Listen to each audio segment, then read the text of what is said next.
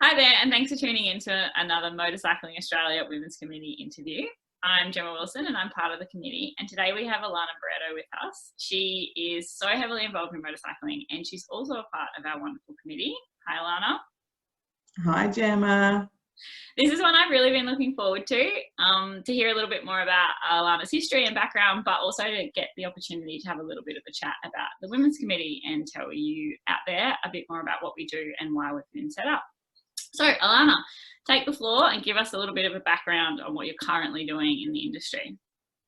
Okay, so my current primary role in the industry is that I am the head of marketing for the new Ducati subsidiary that was set up this year. I also sit on the board of Motorcycling Australia. I chair the Motorcycling Australia Women's Committee, and I represent FIM Oceania at the FIM Women's in Motorcycling Committee. So various aspects of the role which cover the whole industry, but it's a dynamic, no day is ever the same, which is fantastic. But it also lets me be involved in all sorts of aspects of the industry and the sport. Yeah, and that explains why it was so hard to nut you down and get you to the meeting. And so that's why we're now like, 7 a.m. in the morning and a cup of coffee.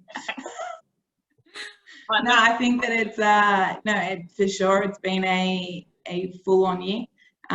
Definitely from a Ducati perspective with the introduction of the subsidiary, but also from obviously a COVID environment. Like we spoke about before, I guess, despite the fact that there's probably less racing going, or not probably, definitely less racing going on in a national perspective, and there's less events. For some, well, not for some unknown reason, we definitely know the reason, but the industry has seen a injection of fresh blood, but also a lot of passion and a lot of activity, which is fantastic to see. Yes, it is really, really great. And everyone in the industry is saying the same thing, hey, which is very cool. Yeah, it doesn't matter who you speak to, whether you speak to the motorcycle manufacturers, you speak to from a sporting perspective, from a training perspective, whether you're talking to aftermarket suppliers, dealerships, workshops, everybody across the industry has seen a huge boost in focus in the motorcycle. So it's really refreshing to see, and so it's really building us up to a great 2021. Yeah, bad time to be a racer, but great time to be involved in the industry. Yeah. Well, bad time to be a racer if you want spectators at the track, right?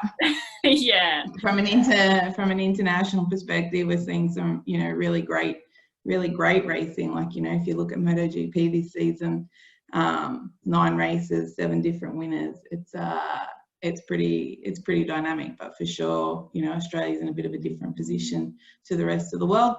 But I'm sure it will come back and it'll be stronger than ever. You mentioned MotoGP, which leads me into you're very passionate about everything road. Yeah, so give me a little bit of what you love about road and watching and spectating and being a part of, not necessarily on the bike, but checking it all out from the sidelines. Yeah, I think that definitely my passion for motorcycling started with road racing.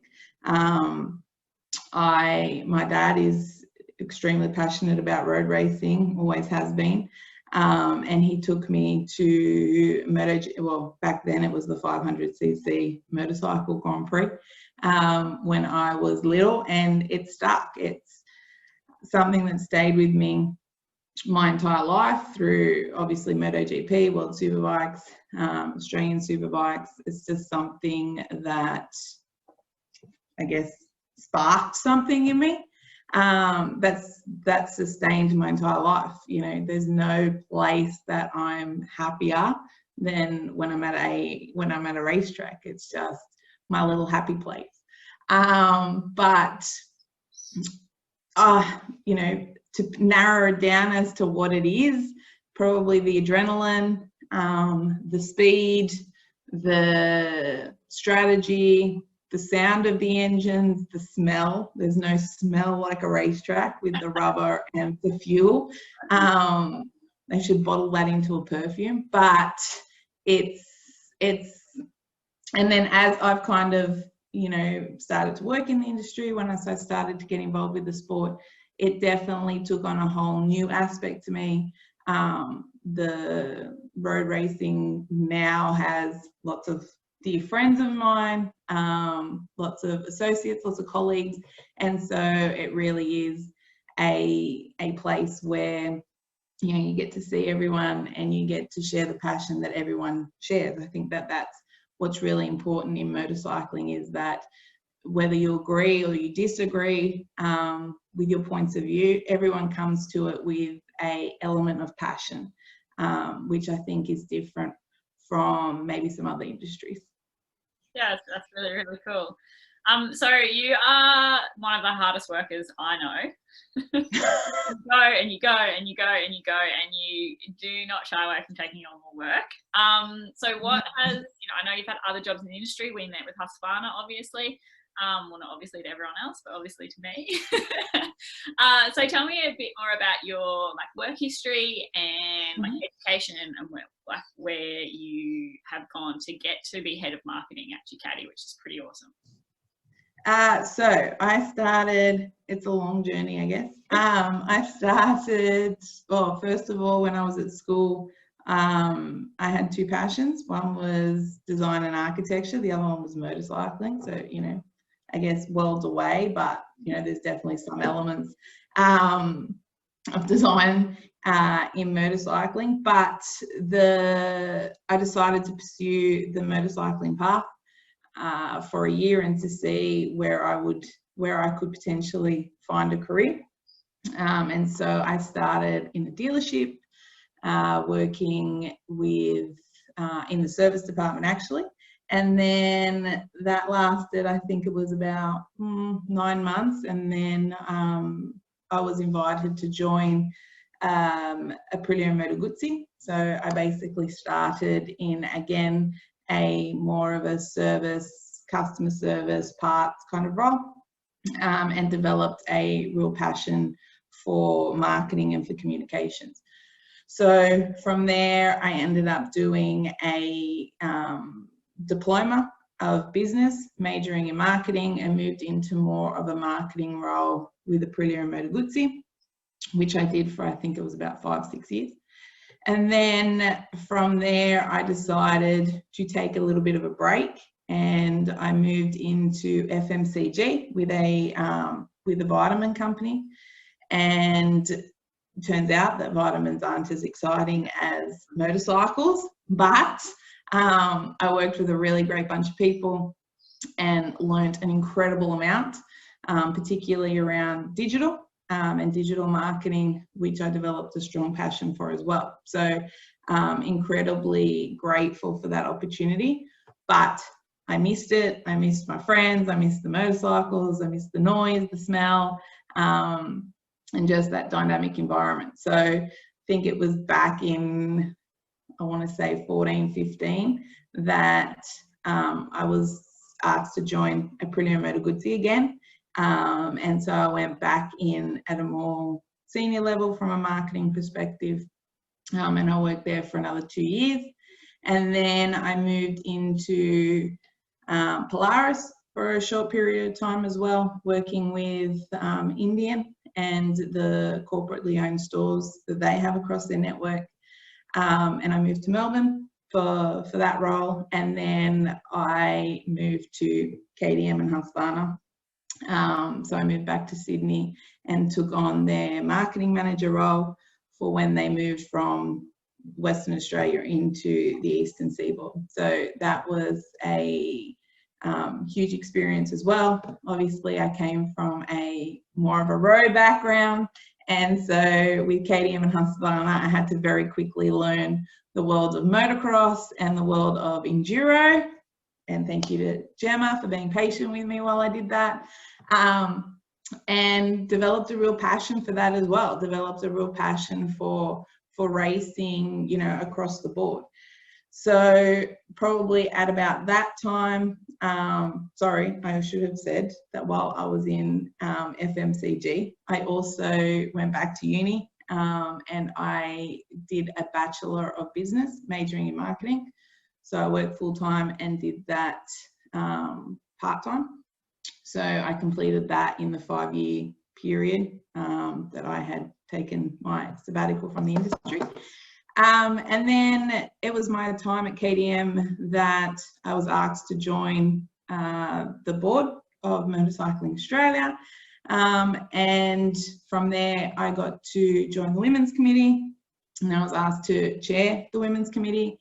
And then from there, FIM Oceania asked me to represent FIM Oceania with the FIM Women in Motorcycling Committee.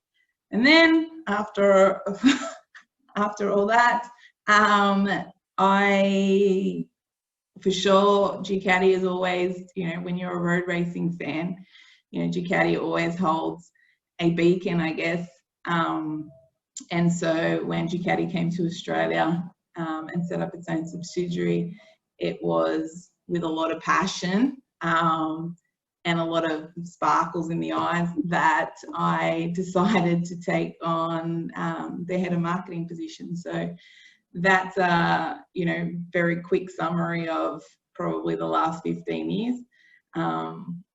15 years, let's not be exact, but somewhere around 15 years is a quick summary as to my role in the industry. Yeah, so I knew about a few of them, but there were definitely some chunks in the middle that I didn't know about. And yeah, you've picked up so much knowledge along the way, which is really cool. Yeah, and look, it's look, I enjoy my roles given the fact that the industry is small, and I think that I have the ability to work with the media, I have the ability to work with the sport, I have the ability to work with dealers. So it's always a dynamic environment. No day is ever the same, which is a good thing, but it gives me a wide range of people to engage with and different opinions, different experiences to work with, different knowledge to gain. So, you know, you never stop learning, and, you know, this year has been an incredible learning curve. Yeah. So you also do ride.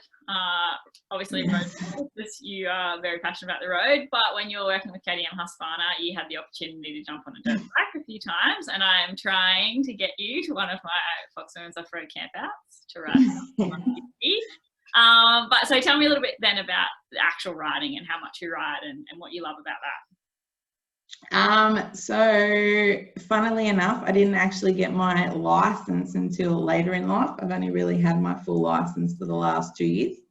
I could always ride. I grew up on property, and so when I fell in love with road racing, I guess my father held deep aspirations that I was going to be a fantastic motorcycle rider. I'm not, but he bought me a pink Pee-wee 50. So I started on a pink Pee-wee 50, and then, you know, I had a paddock, and so, you know, could ride, but probably through teenage and through early working life, I didn't spend a lot of time on the bike, for sure. I think that I got my adrenaline from the industry, from the business side of it, and less from the saddle. But in recent years, I went back and actually got my road license, which was a great experience, particularly around trying to understand now the process of what loaner riders have to go through, and what that journey looks like for them and the barriers that exist for them. From a motocross and from an enduro perspective, let's just say that it's definitely not my skill set. Particularly my short legs seems to be an obstacle. But I have definitely enjoyed my time on there. Definitely had a lot of fun, and yes, I will eventually get to one of your campouts. But you know, I've also had the pleasure of working with some, you know, huge names within the industry when it comes to off-road, and so, you know, I've had some incredible incredible people that I've been able to ride with. Quite embarrassingly, that I got to ride with. One of the memories that kind of stick out was I went for Husqvarna. I actually went for a motocross launch, and so I hopped on the bike and I was going around the track with Jeff Leaf, and I got off and he's like, "So how many times did you fall over?" And I'm like, "None." And he's like, "Well, you weren't trying hard enough, Alana." And I'm like, yeah, it's I've definitely been very privileged to be able to work with these people and to ride with these people, and so that's a continuing evolution. I don't get to spend a lot of time on the bike. I should. This year has been one of those years that I haven't spent any time on the bike. I think my last ride was back in January, but now that we're going back into, I guess, hopefully a more normal world, then I'll get to spend more time on the bike, and I get to come and riding with you in a couple of weeks and spend some time with good friends riding, for sure. Yeah, fantastic. And that is a big difference between road and off-road, isn't it? Road bikes are not meant to hit the ground. Dirt bikes, they kind of are. So they get to crash a dirt bike. I was like, oh, I don't know if I want to try any harder. My legs trying to hop back on it with my little short little legs probably isn't the sight, but yes. All right, so let's roll into the 7 questions that I ask every lady that I interview here. So you might have answered a couple of them a little bit, but yeah, give a few sentence or a couple paragraph answers. 2, what was the driving force behind you becoming involved in the sport? Yeah, I think that definitely the adrenaline, definitely the passion that I've always held, particularly for road racing, and then obviously that has evolved over time. Now it's an overall passion for the industry and for the sport, but I guess the driving force into the industry was for sure road racing. What kind of challenges do you face as a woman, and how do you overcome them? To be honest, I get asked that question a lot. I do have to say that as motorcycling as a whole industry, I don't think, and then I can't recall, and I've been asked the question lots of times, so by this stage I would hope that I would have recalled an incident where maybe it was a little bit harder, but to be honest, I think that the industry is really driven by passion, and it doesn't matter whether you're male or whether you're female, whether you're an adult or whether you're a kid.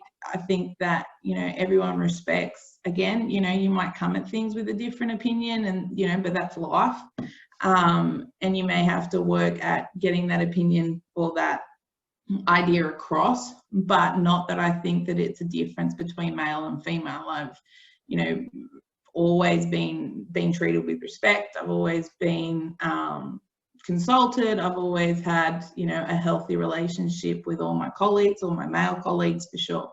And so I really have to say that as an industry, we are incredibly supportive. I think that if I look back at my career, when I first started at manufacturer level, I was probably the only girl in the office, and now the office is 50-50, and you've seen that evolution, I guess, in a short, well, some people in my life, that is fantastic to embrace, but I can't recall that there's any particular challenges that I've come across just because I'm a female. Yeah, that's really great. Yeah, everyone definitely has a different perspective, and you are such a strong person, and you work very hard for everyone. So I can't imagine anyone, giving you a hard time, because you would command it. Which is really cool. And so yeah, women like you in the industry that do, no, I'm here and I'm here to do my job, and you will trust me with that, is really great, and it's great for the industry. So thank you, Alana. No problem. What is the greatest gift that the sport and industry have given you? I would have to say my friends. I've met an incredible group of people that have become lifelong friends through my journey, where we probably have come from, you know, different aspects of life, different age variations, different backgrounds, but we have a common love and a common passion, and you know, that transcends the globe. I have, you know, lots of friends that are in Europe, friends in America, and a huge network of friends here that have really become like family. And I think that, you know, without working in this industry, I would never have had that. So definitely, I think that my life is a lot richer because of motorcycling. That's great. What do you love most about our sport? I think that I like the dynamic nature of it. I think that, you know, definitely, like I said, I came from a passion of road racing, but you know, each discipline of the sport that I have grown to understand in my career has very different aspects to it. There's, you know, what drives a motocross racer, or what drives a road, somebody that's, you know, passionate about, you know, just leisure road riding, or the adventure rider or the trials rider, is different, and it's dynamic, and the nature of the sport has lots of various elements to it, and it keeps you on your toes for sure. There's lots to learn for sure, and I'm still learning, but no day is ever the same, and there's lots of different aspects to it, lots of different characters. It's let's summarize it, a dynamic, I guess. It's a dynamic industry that for sure is enjoyable. Yeah, that's not an answer that we've had before on these interviews. I like it. What life skills have you developed as a result of motorcycling? Probably a determination. I guess that when you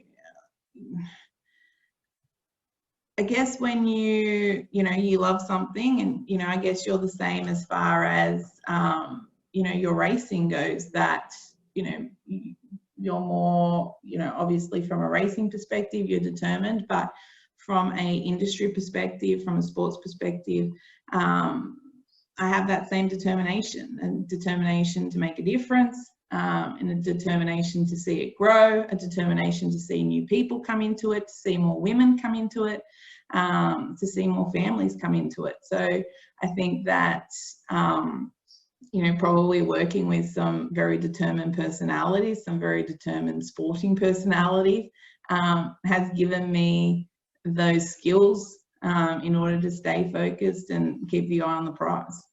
Yeah. I like this. I really like this question. If you could write a letter to your 16-year-old self, what message would you give? Ooh. I think that it would be, you know, for sure, dreams do come true.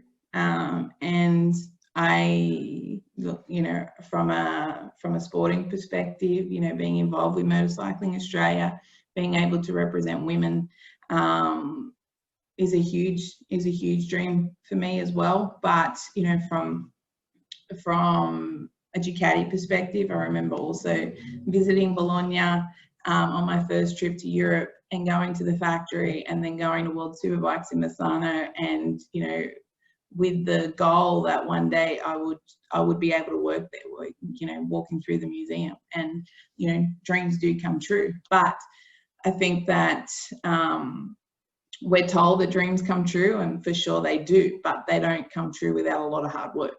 And I think that that's probably the thing that I would tell my 16-year-old self, is that, you know, you keep your eye on the prize, and it is possible, but, you know, you have to wake up earlier than everyone else, and you have to go to bed later than everyone else, and you have to, you know, work hard to get there. It's not something that's delivered to you on your lap. That's a really, really great message. Love it. A lot of 16-year-olds definitely need to hear that, male and female. An honest message at this time in the morning. Yeah. All right, last question. So what is the most popular question you get asked about motorcycling? Like I said, I think the most popular question you get asked, from people within the industry, from people outside the industry, I guess, one of those challenges has always been trying to explain the passion and the reason to people that, aren't motorcycling enthusiasts, and why you're going to leave, a Sunday session early to go home and watch World Superbikes is always difficult. But the question across the industry is always, how do you do it as a female in such a male-dominated industry? And that, by far and away, is what, at least once a week I get asked. And like I said, the industry has changed a lot. It really has. And, when you look at the participation numbers of women in Australia from a racing perspective, Australia is one of the highest, one of the highest levels of participation across the world for females.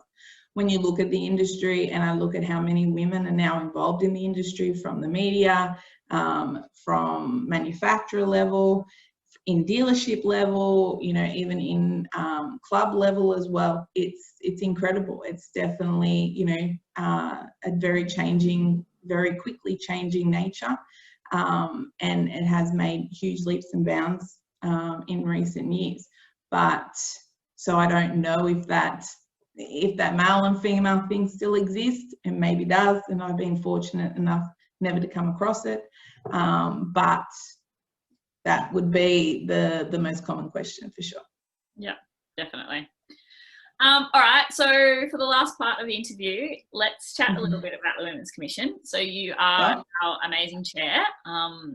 So tell us a little bit about what the goal behind the whole committee is. Yeah, look, I think that the goal behind the whole committee is to for sure see more women in motorcycling, to see more women across the board, not just like I said, we have one of the highest participation levels across the world for women that are racing, for license holders. But the goal of the commission, and something that I hold, close to my heart, is that we see more women across the sport, more women volunteers, more women, more women coming to the track with their children, more spectators, more female spectators, and making it a more dynamic environment, and a more, I guess, female-friendly environment, but, inspiring them to come, for sure. That is generally the driving force of that, and you can see that in some of the initiatives that the Women's Committee is building, as far as the mentoring program goes, as far as the event guidelines go, to bring more women into the sport, because it is a rewarding sport. It's a lot of fun. Yeah, when I, put my hand up and said I'd love to be a part of it, I definitely had my blinkers on and thought, yeah, more girls racing motorbikes. But being a part of the committee has really showed me that it's more women in the entire industry across every part, and spectating, volunteering, just making it more female friendly, and just inviting women in, and more women bring more women. And that's something that has really completely changed the way I look at the industry in the last 18 months or so. And it's been really cool. And working with people like yourself and Yvonne, and now Caitlin coming across with her media knowledge, and of course Ricky. So there's the 5 of us at the moment, and we all come from different parts of the industry, and work in different roles in the industry and outside the industry. And it's been really, really great, and an eye-opener for me that lived in my race bubble for such a long time. And I think that, definitely being a Beyond Sport commission, committee, I guess, from an FIM level, but also from an MA level, there is that responsibility and that desire to push it further, and to push it into seeing more girls in it. And that is a lot around the initiatives that you will see coming out of the Women's Committee moving forward, is the development of women within the sport, because for sure more women bring more women. But it's a fun environment for kids. It's a fun environment for women, and you'll also see it in like Ride Parks Australia, where Motorcycling Australia has built a great initiative to see more people, recreational riding, and women can be very much a part of that, and to enjoy that enjoy it as a pastime away from the competition side of things. So I guess as a whole industry, there is this great focus. Yeah.